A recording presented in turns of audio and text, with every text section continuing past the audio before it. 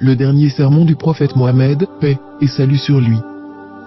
Peu de temps avant sa mort, et alors qu'il faisait le pèlerinage à la Mecque, le prophète Mohammed, paix et salut sur lui, a prononcé un sermon qui allait par la suite être connu sous le nom de « dernier sermon du prophète ».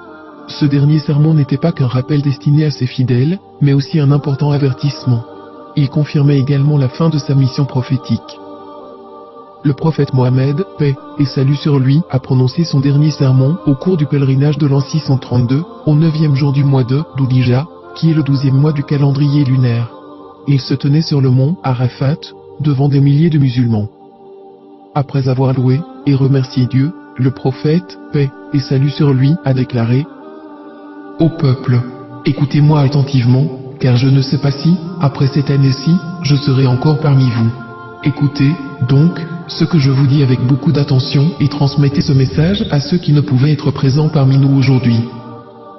Ô peuple, tout comme vous considérez ce mois, ce jour, cette cité comme sacrée, considérez aussi la vie et les biens de chaque musulman comme sacrés.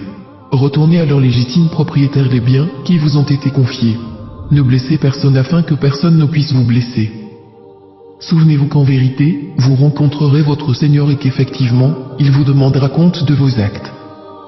Dieu vous a défendu de pratiquer l'usure, de prendre ou payer de l'intérêt, donc tout intérêt non payé sera maintenant annulé. Votre capital, cependant, vous revient. Vous n'infligerez, ni n'endurerez aucune injustice. Dieu a décidé de rendre l'intérêt illicite, et tout intérêt qui était dû à Abbas ibn Abdel-Muttalib sera maintenant annulé. Méfiez-vous de Satan, pour le salut de votre religion. Il a perdu tout espoir de ne pouvoir jamais vous amener à commettre les grands péchés. Attention, donc, à ne pas le suivre dans les péchés mineurs. Ô peuple, il est vrai que vous avez certains droits à l'égard de vos femmes, mais elles aussi ont des droits sur vous. Souvenez-vous que c'est par la permission de Dieu que vous les avez prises pour épouses, et que c'est Dieu qui vous les a confiées. Si elles respectent vos droits, alors à elles appartient le droit d'être nourries et habillées convenablement. Traitez donc bien vos femmes et soyez gentils envers elles, car elles sont vos partenaires et elles sont dévouées envers vous. Il est de votre droit qu'elles ne se lient pas d'amitié avec des gens que vous n'approuvez pas et qu'elles ne commettent jamais l'adultère. Ô peuple, écoutez-moi bien, adorez Dieu, faites vos 5 prières quotidiennes, jeûnez pendant le mois de Ramadan et donnez votre richesse en zakat. Accomplissez le pèlerinage si vous en avez les moyens.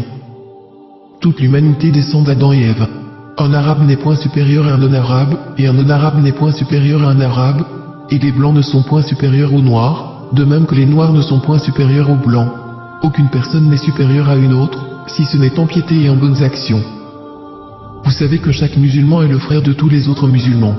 Vous êtes tous égaux. Vous n'avez aucun droit sur les biens appartenant à l'un de vos frères, à moins qu'on ne vous ait fait un don librement et de plein gré. Par conséquent, ne soyez pas injustes les uns envers les autres.